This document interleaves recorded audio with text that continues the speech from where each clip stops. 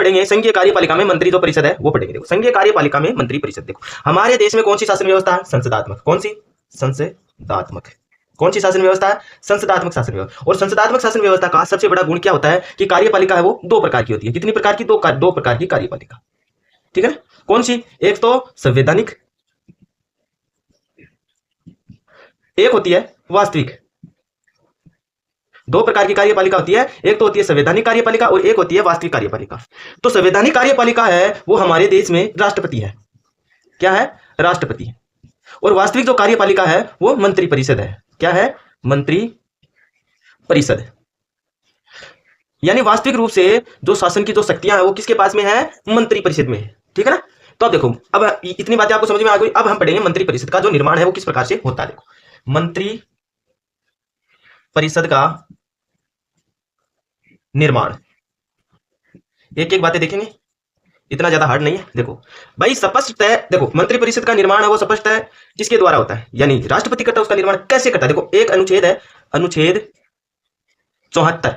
अनुच्छेद 74 कहता है कि राष्ट्रपति को अपने कार्य के लिए, अपने राष्ट्रपति को अपने कार्य के प्रयोग के लिए सलाह या सहायता देने के लिए एक मंत्री परिषद होगी। अनुच्छेद 74 कहता है कि राष्ट्रपति है, राष्ट्रपति के जितने भी कार्य हैं उन राष्ट्रपति वो कार्य करता है तो वो उसके लिए एक सलाह के लिए यानी सहायता या सलाह देने के लिए एक मंत्री होगी, मंत्री परिषद होगी। और उस मंत्री परिषद का जो अध्यक्ष होगा वो प्रधानमंत्री होगा। कौन होगा? प्रधानमंत्री होगा। यानी जो प्रशासन के जो कृत्य हैं वो केवल राष्ट्रपति, मंत्री परिषद और प्रधानमंत्री की सलाह पर ही कर सकता। तो अनुच्छेद 74 आपको स्पष्ट हो गया, क्लियर हो गया कि जो मंत्री परिषद है वो राष्ट्रपति को सलाह या सहायता देगी, उसके बाद ही अपने कार्यों को करेगा कौन? राष्ट्रपति कार्य करेगा, ठीक है ना। देखो अब हम देखो अनुच्छेद 75 यानी प्रधानमंत्री और मंत्री परिषद से संबंधित अनुच्छेद 75 आता है। देखो अनुच्छेद 75, अनुच्छेद 75(1), अनुच्छेद 75(1) कहता है कि प्रधानमंत्री की जो नियुक्ति है वो कौन करेगा? राष्ट्रपति। प्रधानमंत्री की नियुक्ति कौन करेगा? राष्ट्रपति। कौन करता है? राष्ट्रपति। अब पूछ ले भाई प्रधानमंत्री की नियुक्ति तो राष्ट्रपति करता है, लेकिन जो बच गए उनकी नियुक्ति कौन करता है? जो बचे हुए मंत्री हैं उनकी भी नियुक्ति कौन करता है? राष्ट्रपति ही करता है। लेकिन प्रधानमंत्री की सलाह पर, प्रधानमंत्री की सलाह पर अन्य मंत्रियों की भी नियुक्ति कौन करता है? राष्ट्रपति ही करता है ये नियुक्ति, ठीक है। अनुच्छेद 75 समझ में आ गया है। प्रधानमंत्री की नियुक्ति वो राष्ट्रपति करता है और अन्य मंत्रियों की नियुक्ति राष्ट्रपति प्रधानमंत्री की सलाह पर करता है। अनुच्छेद 75(2), अनुच्छेद 75(2), ठीक है ना। यानी जो प्रधानमंत्री और जो मंत्री परिषद है वो सामूहिक रूप से किसके प्रति? राष्ट्रपति की उत्तरदायी होती है। किसके प्रति? यानी जो मंत्री परिषद है, जो जितनी भी मंत्री परिषद है वो राष्ट्रपति के प्रति उत्तरदायी होती है, यानी राष्ट्रपति के प्रसाद पर्यंत अपने पद पर रहती है, ठीक है। तो अनुच्छेद 75(2) कहता है कि जो समस्त मंत्री परिषद है वो राष्ट्रपति के प्रसाद पर्यंत ही अपने पद पर रहती है, ठीक है ना। अनुच्छेद 75(3), तो अनुच्छेद 75(2) कहता है कि मंत्री परिषद है वो किसके प्रति उत्तरदायी? राष्ट्रपति के प्रति उत्तरदायी, यानी राष्ट्रपति के प्रसाद पर्यंत रहती है। अनुच्छेद 75 कहता है समस्त जो मंत्री परिषद है वो लोकसभा के प्रति उत्तरदायी होती है। किसके प्रति? लोकसभा के प्रति। किसके प्रति होती है? लोकसभा के प्रति, यानी संसद का जो निचला सदन है उस लोकसभा के प्रति उत्तरदायी होती है अनुच्छेद 75(3) के अनुसार। अनुच्छेद 75(4), प्रत्येक मंत्री अपने पद को धारण करने के बाद क्या करता है? राष्ट्रपति के सामने पद व गोपनीयता की शपथ लेता है। किसकी? पद व गोपनीयता की। और इनको शपथ दिलाता कौन है? राष्ट्रपति। शपथ कौन दिलाता है? राष्ट्रपति इनको शपथ दिलाता है। तो अनुच्छेद 75(4) में पद व गोपनीयता की समस्त जो मंत्री परिषद है वह अपने पद व गोपनीयता की शपथ लेता है। किसके सामने? राष्ट्रपति के सामने। अनुच्छेद 75(5), अनुच्छेद 75(5) यानी 5 में एक और जोड़ दो, 6। यानी यदि कोई मंत्री संसद के किसी सदन का सदस्य ना हो तो 6 माह के अंदर 6 माह में संसद के किसी सदन की की सदस्यता लेनी अनिवार्य है, सदस्यता लेनी जरूरी है, वरना अगर वो सदस्यता नहीं लेता है तो उसे अपना मंत्री पद से त्याग पत्र देना पड़ता है, त्याग पत्र देना पड़ता है। भाई ये थे जो प्रधानमंत्री थे उनसे संबंधित अनुच्छेद। अनुच्छेद 78 ये इसमें प्रधानमंत्री के या मंत्री परिषद के कर्तव्य है भाई, ये आगे बताएंगे। तो देखिए, तो बात समझ में यहां तक आ गई होंगी। यानी संघीय कार्यपालिका पढ़ रहे थे, संघीय कार्यपालिका में आज हम पढ़ रहे हैं मंत्री परिषद। मंत्री परिषद यानी हमारे देश में कौन सी शासन व्यवस्था है? संसदात्मक शासन व्यवस्था है। संसदात्मक शासन व्यवस्थाओं में कार्यपालिका कितने प्रकार की होती है? 2 प्रकार की होती है। एक तो होती है संवैधानिक कार्यपालिका, जिसका सर्वे सर्वा कौन है? राष्ट्रपति है, यानी नाम मात्र की भी कार्यपालिका इसे बोलते हैं। एक है वास्तविक कार्यपालिका, जिसका प्रयोग कौन करता है? प्रधानमंत्री एवं उसकी मंत्री परिषद करती है। मंत्री परिषद का निर्माण तो अनुच्छेद 74 में स्पष्टतः क्या कहा गया है? अनुच्छेद 74 में यह कहा गया है कि राष्ट्रपति अपने कर्तव्य या कार्यों को करने के लिए प्रधानमंत्री एवं मंत्री परिषद से सलाह लेगा। ठीक है। अनुच्छेद 75 एक क्या कहती है कि प्रधानमंत्री की नियुक्ति राष्ट्रपति द्वारा की जाएगी और अन्य मंत्रियों की जो नियुक्ति है वो प्रधानमंत्री की सलाह पर राष्ट्रपति द्वारा की जाएगी। अनुच्छेद 75 2 कहता है कि मंत्री परिषद राष्ट्रपति के प्रसाद पर्यंत ही अपने पद पर धारण रहता है। अनुच्छेद 75 3 कहता है कि मंत्री परिषद को लोकसभा के प्रति उत्तरदायी होना पड़ेगा। किसके प्रति? लोकसभा के प्रति उत्तरदायी रहना पड़ेगा। यानी अपना बहुमत यदि मत स्पष्ट नहीं कर पाया, यानी अविश्वास प्रस्ताव लोकसभा में आता है, अगर अपना विश्वास मत प्रस्ताव अगर स्पष्ट नहीं कर पाया तो अपने पद से त्यागपत्र देना पड़ता है। अनुच्छेद 75 4 कहती है पद व गोपनीयता की शपथ लेता है। किसके समक्ष? राष्ट्रपति के समक्ष। किसके समक्ष लेता है? राष्ट्रपति के समक्ष। अनुच्छेद 75 5 कहता है, यानी 5 में 1 जोड़ दो 6, 75 5 में कहता है यदि कोई मंत्री किसी सदन का, संसद के किसी सदन का सदस्य नहीं है तो उसे 6 माह के अंदर अंदर संसद के किसी सदन की सदस्यता लेनी होगी। अगर वो संसद के किसी सदन की 6 माह के अंदर अंदर सदस्यता नहीं लेता है तो उसे अपने मंत्री परिषद के मंत्री के पद से त्यागपत्र देना होगा। तो मेरे हिसाब से यहां तक बातें आपको समझ में आ गई होंगी। ठीक है ना, आगे चलते हैं। तो देखो भाई, संविधान में क्या है कि सारी की सारी जो कार्यपालिका शक्ति है कौन प्रयोग में लेता है? राष्ट्रपति। कहने का मतलब है कि राष्ट्रपति ही प्रधानमंत्री की नियुक्ति करता है, लेकिन ऐसा व्यवहार में नहीं है, क्योंकि राष्ट्रपति की शक्ति है वो अत्यंत सीमित है। क्या है? अत्यंत सीमित है। किसकी शक्ति? राष्ट्रपति की। राष्ट्रपति अनिवार्यतः बहुमत दल के नेता को ही प्रधानमंत्री पद के लिए चुन सकता है। किसको? बहुमत दल के नेता को। बहुमत, यदि किसी को बहुमत प्राप्त है उसी को प्रधानमंत्री पद के लिए आमंत्रित करता है। लेकिन कुछ परिस्थितियां ऐसी है जिनमें राष्ट्रपति अपने विवेक का भी प्रयोग करता है। कैसे? जैसे मान लो लोकसभा में किसी दल को बहुमत ना मिला हो, किसी एक दल को बहुमत ना मिला हो, तब प्रयोग करता है अपने विवेक का। कौन? राष्ट्रपति। कहां पर? लोकसभा में। एक बात तो ये हो गई भाई, अपना विवेक का जो प्रयोग है राष्ट्रपति यहां पर करेगा।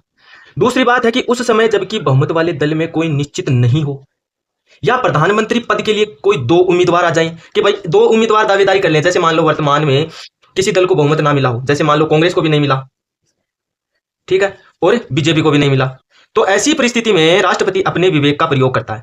तो अपने मन, इन दोनों में से अपने मन की मर्जी से वो प्रधानमंत्री बना सकता है। ठीक है। तीसरी बात यह है कि यदि आपातकाल लग गया हो, मान लीजिए देश में राष्ट्रीय संकट लग गया, क्या? राष्ट्रीय संकट उत्पन्न हो गया, तो ऐसी परिस्थिति में क्या करेगा राष्ट्रपति? लोकसभा को तो करेगा भंग। क्या करेगा? लोकसभा को तो करेगा भंग, और अपनी जो स्वेच्छा से यानी अपनी इच्छा से वहां पर काम चलाऊ सरकार का नेता मनोनीत कर देगा। क्या? काम चलाऊ नेता मनोनीत कर देगा, जिससे सरकार चलती रहेगी। ठीक है ना। ये बातें हैं, राष्ट्रपति इन बातों में वो अपने विवेक का प्रयोग करता है। ठीक है ना। अब इस समय वो मेरे नाम तो इसका ध्यान में नहीं है, लेकिन एक किसी ने कहा था कि राष्ट्रपति की जो शक्तियां हैं वो आपातकालीन समय में तो बढ़ जाती है, और जैसे ही आपातकाल खत्म हो जाता है तो उनकी शक्तियां वापस उसी परिस्थिति में आ जाती हैं। तो व्यवहारतः देखो ये बातें आ गई, लेकिन व्यवहारतः होता क्या है कि अन्य मंत्रियों की जो नियुक्ति है वो प्रधानमंत्री की ही इच्छा पर होती है। जो कहने का मतलब अभी बताया था कि प्रधानमंत्री की नियुक्ति कौन करता है? राष्ट्रपति करता है। लेकिन जो बाकी बचे हुए जो मंत्री हैं उनकी नियुक्ति भी राष्ट्रपति करता है, लेकिन इसके पीछे इच्छा किसकी होती है? किसकी होती है? प्रधानमंत्री की होती है। राष्ट्रपति प्रधानमंत्री के परामर्श को मानने के लिए बाध्य है। क्या है? राष्ट्रपति है वो प्रधानमंत्री के जो परामर्श है उनको मानने के लिए बाध्य है। कौन? राष्ट्रपति। किसके? प्रधानमंत्री। लेकिन एक कंडीशन है भाई, यानी प्रधानमंत्री को भी मंत्रियों की नियुक्ति में कई बातें ध्यान में रखनी पड़ती है। कैसे? वह अपने दल के जो प्रमुख यानी जो प्रभावशाली सदस्यों को नहीं भूल सकता। पहली बात तो ये, क्योंकि जो काम के आदमी है उनको नहीं भूल सकता। पहली बात तो क्योंकि उनकी अप्रसन्नता में ही दल में असंतोष और फूट उत्पन्न हो जाती है। और फिर से इसी में डर हो जाता है भाई। दूसरी बात यह है कि भाई जब दल में ही फूट पैदा होगी तो वो पार्टी चालेगी क्या। व्यवहार में मंत्रियों की जो नियुक्ति है उस समय दल के सदस्यों की स्थिति, समुदाय व भौगोलिक क्षेत्रों यानी दोनों सदनों के उचित प्रतिनिधित्व के आधार पर ही किया जाता है। तो यहां तक बातें मैंने पूरी समझा दी आपको। अब हम देखेंगे एक छोटा यानी एक चीज है, यानी एक टॉपिक, यानी इसी में एक पॉइंट है, बहुत बार क्वेश्चन में पूछ लिया गया है, यानी नेट जेआरएफ बराबर पूछते आए हैं इस क्वेश्चन को कि भाई एक तो मंत्री परिषद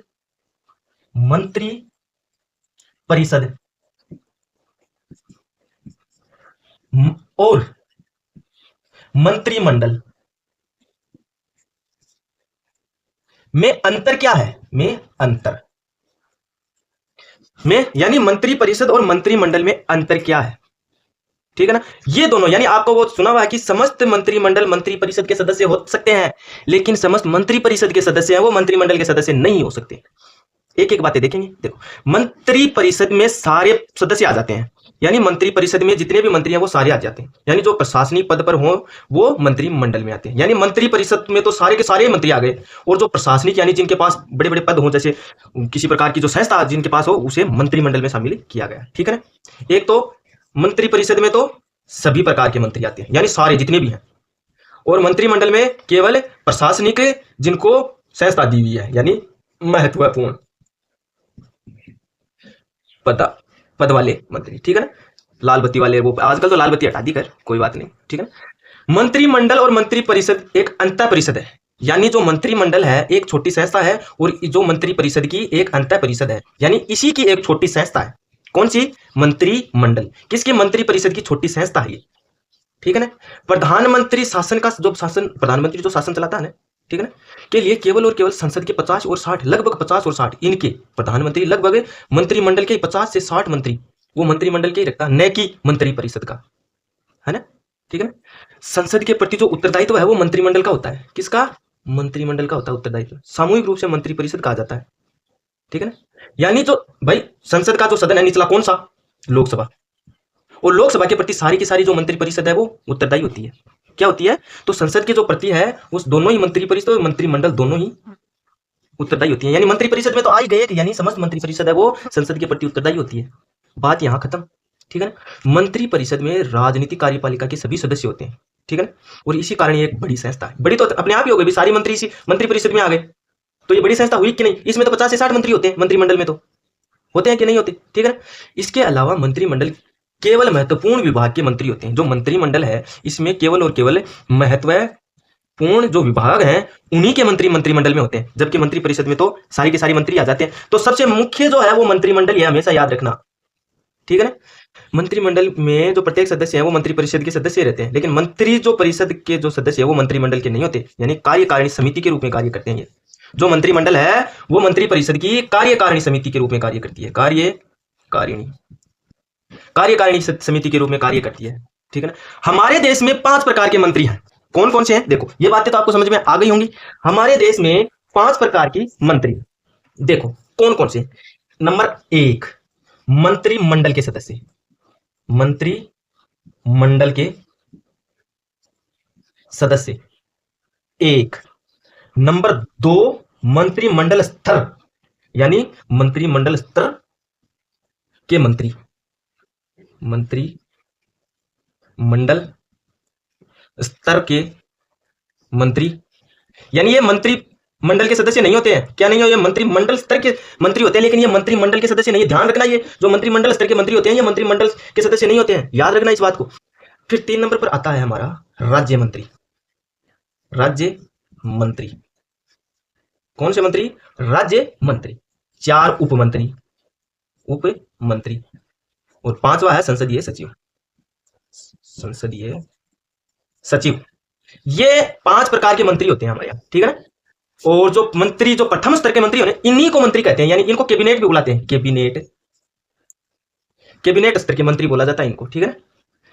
तो कहने का मतलब है जो कैबिनेट स्तर के मंत्री हैं उनकी संख्या ज्यादा नहीं होती, ये कुछ 15 से 20 के बीच में होती है इनकी संख्या, ठीक है ना। यानी किसी न किसी विभाग के अध्यक्ष होते हैं, इनके जो मंत्री होते हैं वो किसी न किसी विभाग के अध्यक्ष पाए जाते हैं। संक्षेप में कहें, यानी जो शॉर्ट में कहें, तो मंत्री परिषद एक विशाल संस्था है। क्या है? मंत्री परिषद है वो एक विशाल संस्था है। मंत्री परिषद भाई बड़ी संस्था है और मंत्रिमंडल छोटी संस्था है, बात समझ में आ गई होगी आपको, ठीक है ना। यानी सारे के सारे जो विभाग के अध्यक्ष है वो मंत्रिमंडल में ही होते हैं। सारे के सारे कार्य यानी देश की जो शासन व्यवस्था पूरी की पूरी मंत्रिमंडल के ऊपर आधारित है। ध्यान रहे, अनुच्छेद 356 के तहत 44वां संविधान संशोधन 1978 के तहत इसका मंत्रिमंडल पहली बार प्रयोग किया था 1918 में। पहले मंत्रिमंडल, मूल संविधान में मंत्रिमंडल नाम नहीं है, ठीक है ना। तो 44वें संविधान संशोधन 1978 के तहत 352 अनुच्छेद 352 में मंत्रिमंडल शब्द का प्रयोग किया गया। 1978 44वां संविधान संशोधन अनुच्छेद 352(3) इसमें मंत्रिमंडल शब्द का प्रयोग किया गया, ठीक है ना। अब हम देखो, एक भाई मंत्रिमंडल वैसे कोई छोटी चीज नहीं होती है। देश की जो शासन व्यवस्था यानी रीढ़ की हड्डी बोल सकते हैं मंत्रिमंडल को, जबकि मंत्री परिषद के तो सारे सदस्य आ जाते हैं। मंत्री परिषद और मंत्रिमंडल में बहुत ज्यादा अंतर होता है, ठीक है ना। एक व्यक्ति था, इंग्लैंड का था, उसका नाम था रैमजे म्योर। रैमजे म्योर ने मंत्रिमंडल के बारे में कहा था कि मंत्रिमंडल मंत्री परिषद का हृदय है। क्या है? मंत्रिमंडल है वो मंत्री परिषद का हृदय है। ये किसने कहा था? रैमजे म्योर ने। ये इंग्लैंड के थे। इन्होंने कहा था कि जो मंत्रिमंडल है वो मंत्री परिषद का हृदय है। क्या है? हृदय है, यानी हृदय है, कालजू। मंत्रिमंडल ना हो तो देश चल को। अब हम पढ़ेंगे मंत्रिमंडल की जो शक्तियां हैं उनके बारे में अध्ययन करेंगे। क्या करें? मंत्रिमंडल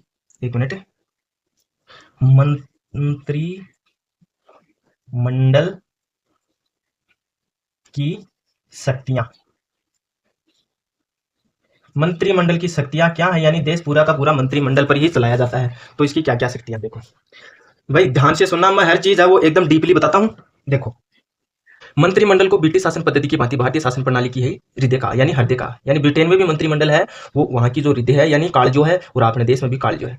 यानी ब्रिटिश मंत्रिमंडल के संबंध में कहना कि भाई ये है कि अलग अलग विचारकों ने अलग अलग मत दिए। देखो, एक मंत्री आता है, एक जो लेखक है वहां ही का, उसका नाम था लावेल।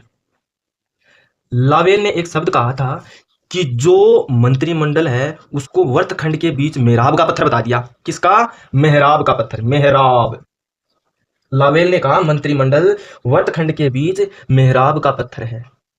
क्या है? मेहराब का पत्थर है। जॉन मेरियट ने तो दूरी बता दिया।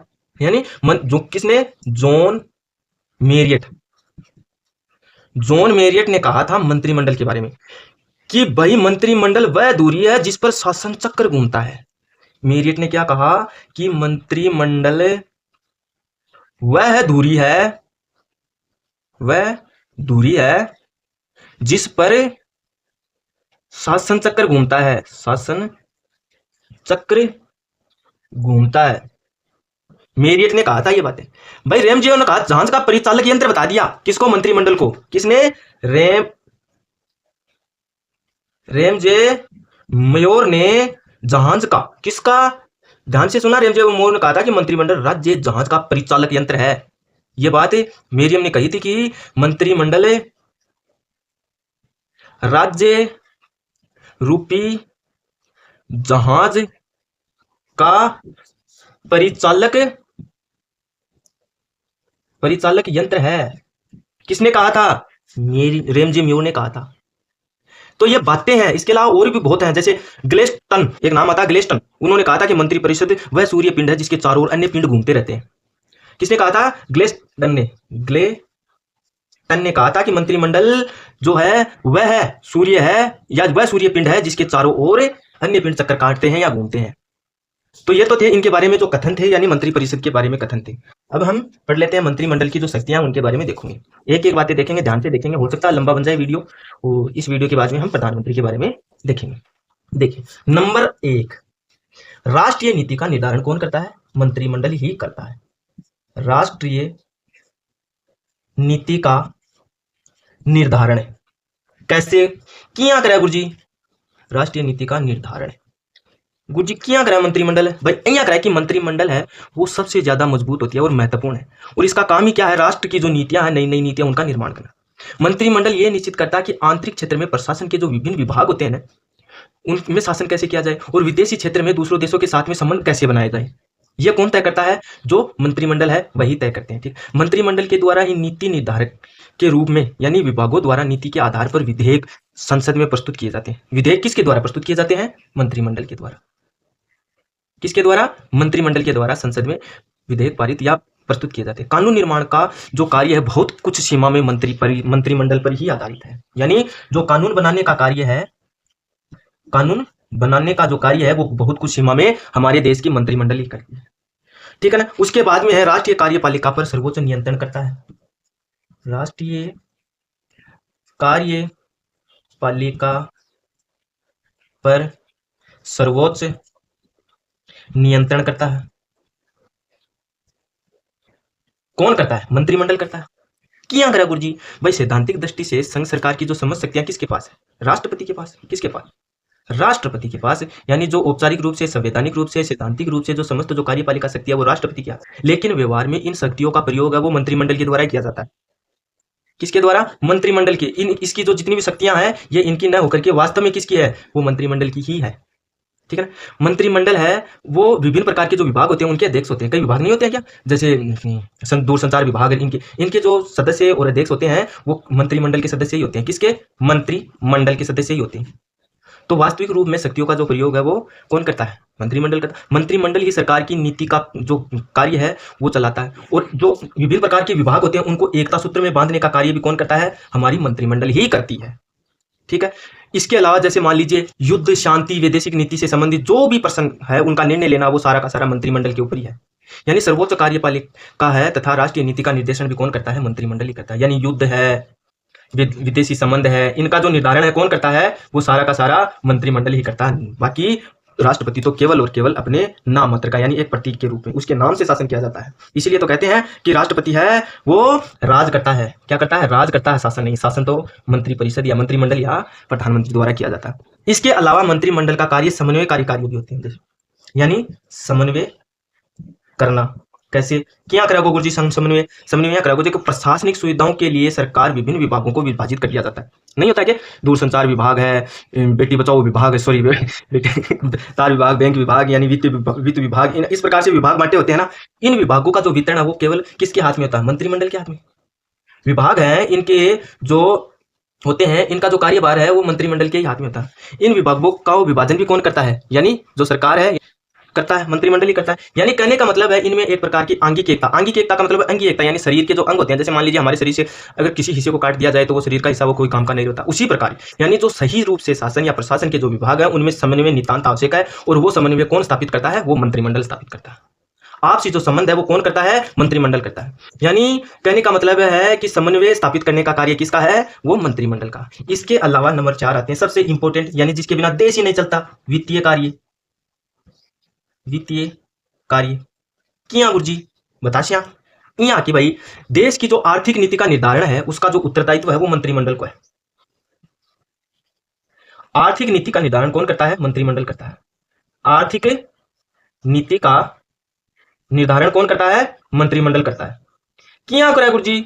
भाभी बताशा आर्थिक मंत्रिमंडल का जो निर्धारण है वो मंत्रिमंडल के नियंत्रण में होता है। बात एक समझ में आ गई? क्योंकि इसके द्वारा प्रत्येक वर्ष संसद के सामने बजट पेश किया जाता है। क्या किया जाता है? आय व्यय का ब्यौरा यानी बजट प्रस्तुत किया जाता है। बजट मंत्रिमंडल के द्वारा निर्धारित नीति के आधार पर ही एक इनका मंत्री होता है, वित्त मंत्री। वित्त मंत्री रखता कौन? वित्त मंत्री रखता कहां पर? संसद। यानी समस्त जो मंत्रिमंडल है वो पहले तो बजट के बारे में नीति बनाएंगे, उसके बाद में उस बजट को है वो संसद में पेश कर देंगे, ठीक है। अन्य वित्त विधेयकों को भी मंत्रिमंडल है वो लोकसभा में पारित करते हैं। तो ध्यान रखना जो लोकसभा में ही पारित होता कौन सा? वित्त विधेयक। और ये वित्त विधेयक कौन पारित करते हैं? मंत्रिमंडल के द्वारा ही पारित किए जाते हैं। यहां तक बात खत्म। अब अगली बात आती है हमारी, वो है कि भाई नियुक्ति संबंधी कार्य।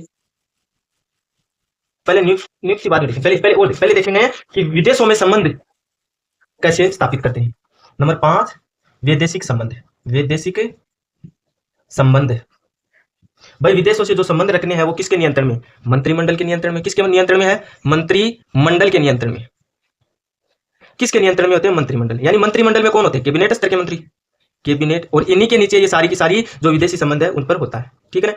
क्योंकि विदेशी राज्यों के जो अध्यक्ष या सरकार के साथ जो समस्त वार्ताएं होती है वो प्रधानमंत्री, विदेश मंत्री किसी जनप्रतिनिधि द्वारा किया करवाता है, ठीक है ना। ज्यादातर तो जो भी संधि या समझौते होते हैं वो संसद की अनुमति लेकर के, यानी संसद को सूचना देकर के प्रधानमंत्री ही करता है। यानी संसद की स्वीकृति लेता है और संधि और समझौता कर लेता है। ध्यान रहे प्रधानमंत्री करता कौन? प्रधानमंत्री, लेकिन स्वीकृति लेनी पड़ती है संसद की। संसद की स्वीकृति लेने के बाद में जो भी विदेशी जो संधि और समझौते हैं वो करता है। तो ये बात भी किसके नियंत्रण में है, विदेशी संबंध भी हमारे देश की मंत्रिपरिषद यानी मंत्रिमंडल की, सॉरी। उसके बाद में 6 नंबर पर ले लेते हैं नियुक्ति संबंधी कार्य। नियुक्ति संबंधी कार्य, भाई नियुक्ति किस किस की नियुक्ति कौन करता है, इसका निर्धारण कौन करता है, हमारी मंत्रिपरिषद। हालांकि देखा जाए तो हम सोचते हैं कि भाई प्रधानमंत्री की नियुक्ति कौन करता है, राष्ट्रपति करता है। जितने भी पदाधिकारी हैं उनकी नियुक्ति कौन करता है, राष्ट्रपति करता है। लेकिन जो उच्च न्यायालय के न्यायाधीश है उनकी नियुक्ति कौन करता है, राष्ट्रपति। उच्च न्यायालय के न्यायाधीश की राष्ट्रपति, महाधिवक्ता की, महालेखा परीक्षक की, सेना के सेनापति की नियुक्ति ये कौन करता है, राष्ट्रपति करता है। लेकिन करता किसकी परामर्श से है, मंत्रिमंडल के।